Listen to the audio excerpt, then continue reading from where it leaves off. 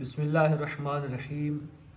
انتہائی واجب الاحترام معزز اور معزز ناظرین محترم و سامعین گرامی، ہماری گفتگو ہو رہی تھی وضو کے متعلق، تو آج وہ چیزیں بیان کرنا چاہتا ہوں کہ جن کے لیے وضو کرنا ضروری ہے، کہ شریعت مقدسہ میں ضروری ہے کہ ان باتوں کو انجام دینے کے لیے وضو کیا جائے۔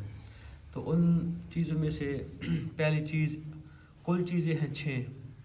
پہلی چیز ہے نماز میت، یعنی کہ نماز جنازہ کے علاوہ ہر واجب نماز کے لیے وضو کا کرنا ضروری ہے۔ بغیر وضو سے وہ عبادت انجام ہم نہیں دے سکتے۔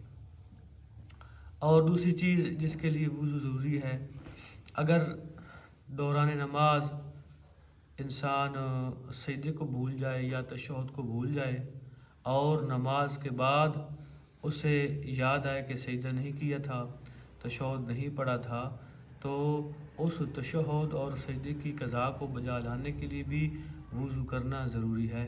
اس صورت میں کہ نماز کے بعد اس کے جسم سے کوئی ایسا حدث صادر ہو چکا ہے کہ جس کے صادر ہونے سے وضو ٹوٹ جاتا ہے۔ تو تیسری وہ چیز جس کے لیے وضو کرنا ضروری ہے وہ ہے طواف، خانہ کعبہ کا طواف، چاہے وہ حج کا طواف ہو یا عمرے کا طواف ہو، تو ان کو بھی انجام دینے کے لیے وضو کرنا ضروری ہے۔ اور چوتھی چیز جس کے لیے وضو ضروری ہے وہ یہ ہے قسم، نظر، عہد، منت۔ تو انشاءاللہ جب یہ موضوع آپ کے سامنے ڈسکس کریں گے تو پھر وضاحت کریں گے کہ ان کی ڈیفینیشن کیا ہے، ان کی شرائط کیا ہیں۔ ان چیزوں کے لیے بھی، یعنی جب کوئی بندہ منت مان لیتا ہے یا قسم کھا لیتا ہے تو اس صورت میں بھی اپنی شرائط کے مطابق وضو کرنا ضروری ہو جاتا ہے۔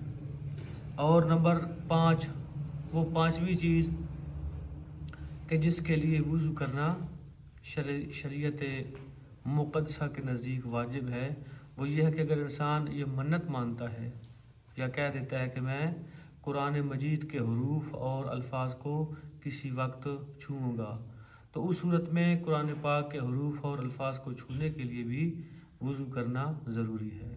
اور چھٹی اور آخری بات کہ اگر خدا نخواستہ قرآن پاک نجس ہو جائے یا کسی ایسی جگہ پر رکھا جائے کہ جو جگہ نجس ہے اور اس سے قرآن پاک کی بے حرمتی ہو رہی ہو، تو اس صورت میں قرآن کو چھونے کے لیے، قرآن کے حروف و الفاظ کو چھونے کے لیے، مس کرنے کے لیے وضو کرنا ضروری ہے۔ نیز اسی طرح اسی حکم میں ہے کہ خدا کے جتنے نام ہیں، اللہ کا ذاتی نام اللہ، اور اس کے علاوہ اللہ کے وہ صفاتی نام جو اللہ تعالیٰ کی ذات کے ساتھ مخصوص ہیں، ان ناموں کو چھونے کے لیے، انبیاء کرام کے ناموں کو چھونے کے لیے، اور بالخصوص حضرات چہاردہ معصومین علیہ السلام کے ناموں کو چھونے کے لیے، حتیٰ کہ سیدہ فاطمہ الزہرا سلام اللہ علیہا نبی کی اکلوتی بیٹی کے اسم مبارک و اسماء مبارکہ کو چھونے کے لیے بھی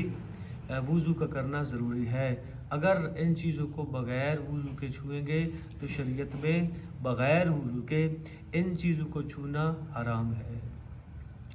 دعا کرتا ہوں خالق کائنات بطفیل محمد و اہل بیت محمد ہمیں شریعت محمد مصطفیٰ کو سمجھنے اور اس پر عمل کرنے کی توفیق عطا فرمائے۔ وما علینا الا البلاغ المبین۔ اللہم صلی علی محمد وآل محمد وعجل فرج آل محمد واہلک اعداءهم اجمعین۔